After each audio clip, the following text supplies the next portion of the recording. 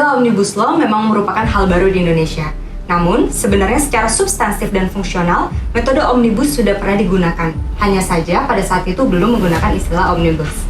Menurut Profesor Jimli Ashidiki, metode Omnibus sudah digunakan untuk Peraturan Pemerintah Pengganti Undang-Undang Nomor 1 Tahun 2017 tentang akses informasi untuk kepentingan perpajakan dan Undang-Undang Nomor 23 Tahun 2014 tentang pemerintahan daerah. Pada dasarnya, Omnibus merupakan metode penyusunan peraturan perundang-undangan yang bertujuan untuk mengubah, mencabut, dan atau memberlakukan ketentuan beberapa peraturan perundang-undangan melalui satu produk peraturan perundang-undangan. Sudah banyak negara menggunakan metode Omnibus karena bersifat praktis. Pada perkembangannya, negara-negara tersebut menemukan adanya kelemahan dari metode ini. Kelemahan tersebut yakni, yang pertama, Omnibus Law yang mengandung multi and diverse subjects menyebabkan kelompok kritis dalam parlemen maupun dalam masyarakat mengalami kesulitan untuk memberikan masukan. Hal ini terjadi di beberapa rancangan Omnibus Law di Kanada dan juga di Inggris. Akibatnya, salah satu produk Omnibus Law di Kanada digugat oleh kelompok masyarakat adat karena dianggap tidak melibatkan mereka pada proses penyusunan rancangan. Yang nomor 2, penyelundupan pasal-pasal yang condong pada kelompok kepentingan tertentu. Di Amerika Serikat, metode Omnibus telah menimbulkan kontroversi karena dapat membuka praktik riders atau penyelundupan pasal dan juga law crawling, yaitu praktik politik di mana legislator saling bertukar bantuan atau favor untuk mendukung ketentuan tertentu. Yang ketiga, keterbatasan untuk mengakomodir kepentingan masyarakat luas sebagai akibat dari terbatasnya kesempatan untuk mengkaji secara mendalam dan juga sempitnya ruang partisipasi publik. Padahal, partisipasi publik dalam penyusunan peraturan perundang-undangan merupakan hal yang sangat penting di negara demokrasi. Untuk mengatasi kelemahan-kelemahan tersebut, beberapa negara telah mengatur adanya persyaratan, batasan, ataupun alternatif solusi.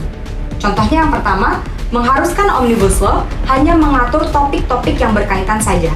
Di Jerman, Manual for Drafting Legislation mengatur bahwa harus ada keterkaitan yang kuat atau close link antara ketentuan-ketentuan yang diatur dalam satu Omnibus Law.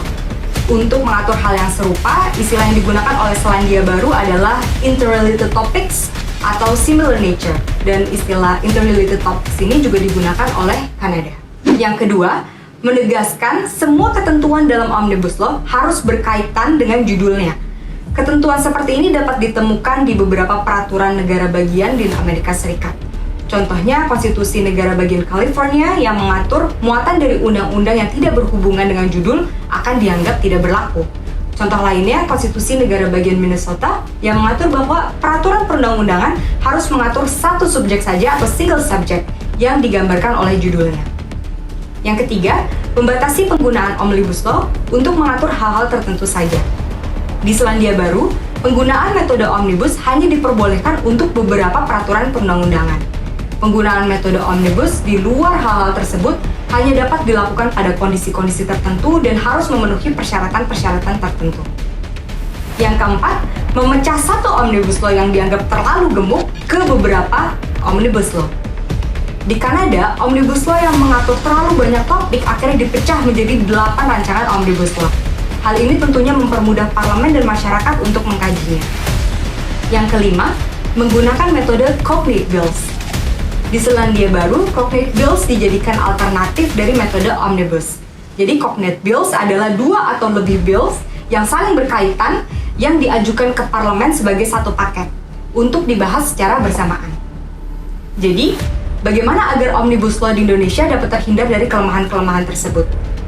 Yang pertama, rancangan Omnibus Law harus dibentuk sesuai dengan prinsip-prinsip pembentukan peraturan perundang-undangan yang baik. Yang salah satunya adalah elemen partisipasi publik. Dan yang kedua, menimbang bahwa Indonesia mungkin akan menggunakan metode Omnibus lagi, untuk jangka panjang, Indonesia memerlukan pengaturan mengenai persyaratan dan juga prosedur penyusunan Omnibus Law di Indonesia, yang setidaknya mengatur pertama, kondisi-kondisi yang dapat menjadi dasar pertimbangan untuk pemerintah ataupun DPR menggunakan metode Omnibus. Yang kedua, keharusan Omnibus Law untuk mengatur satu subjek saja yang tergambarkan pada judulnya. Dan yang ketiga, keharusan agar ketentuan dalam Omnibus Law berkaitan satu dengan lainnya dan substansi sesuai dengan judulnya, sehingga praktik riders atau penyelundupan pasal-pasal dapat dihindari.